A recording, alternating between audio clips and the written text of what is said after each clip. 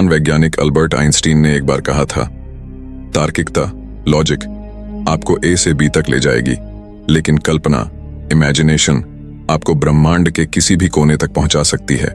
इसमें बिल्कुल भी समय नहीं लगेगा।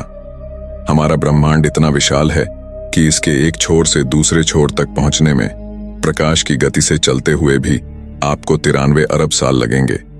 यानी आपकी आने वाली कई पीढ़ियां बीत जाएंगी, फिर भी आप संपूर्ण ब्रह्मांड का निरीक्षण नहीं कर पाएंगे। ऐसे में अनंत ब्रह्मांड को एक्सप्लोर करना हमारी कल्पना से भी परे है। लेकिन आज हम अपनी कल्पना के माध्यम से इस अनंत ब्रह्मांड की यात्रा करने वाले हैं। इस यात्रा में आपको बहुत कुछ जानने को मिलेगा, इसलिए कुर्सी की पेटी बांध लीजिए, क्योंकि स्पेस वेदर बिगड़ने वाला है।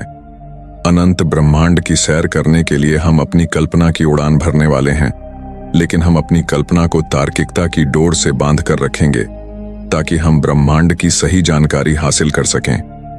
इस अनंतता को समझने के लिए हमें पृथ्वी से ब्रह्मांड के अंतिम छोर तक जाना पड़ेगा। हमारे सफर की शुरुआत हमारी प्यारी पृथ्वी से होती है।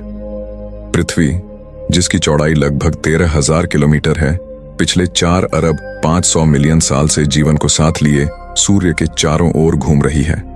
हमारा सूर्य, जो हमें लेकर हमारी आकाशगंगा के केंद्र के चारों ओर घूम रहा है, उसने पिछले 4 अरब 5 करोड़ सालों में अभी तक केवल 20 बार ही आकाशगंगा के केंद्र की परिक्रमा की है।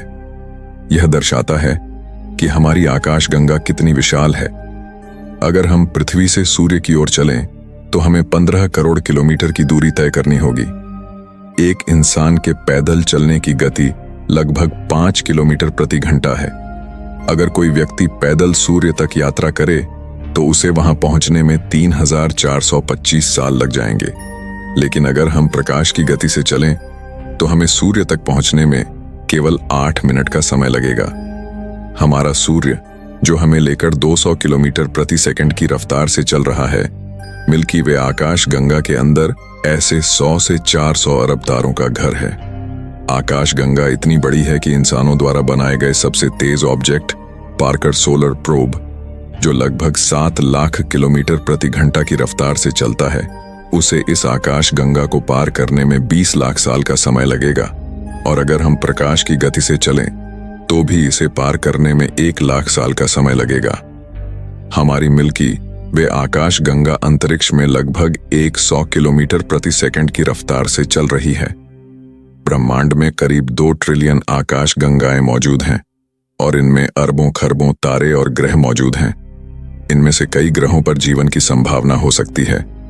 इतनी विशालता के बावजूद हमारा यूनिवर्स लगातार फैल रहा है और हम इसे ऑब्जर्वेबल यूनिवर्स कहते हैं। लेकिन यह केवल वह हिस्सा है जिसे हम देख सकते हैं। इसके आगे क्या है, यह एक रहस्य है।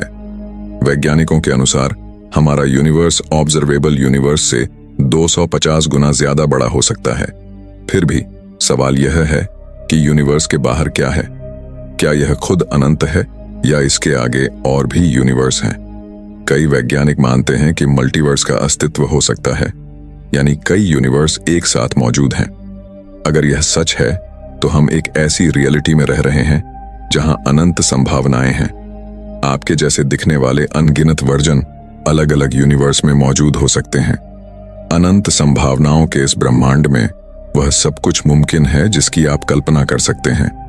आइए इस यात्रा को जारी रखते हुए ब्रह्मांड की गहराइयों में गोता लगाते हैं और जानते हैं कि हम इस विशाल अनंतता में कहां खड़े हैं। जुड़े रहिए हमारे चैनल से, क्योंकि हम इस ब्रह्मांड के हर रहस्य को जानने की कोशिश करेंगे। मिलते हैं अगले वीडियो में। तब तक के लिए ब्रह्मांड की गहराइयों में घूमते रहिए।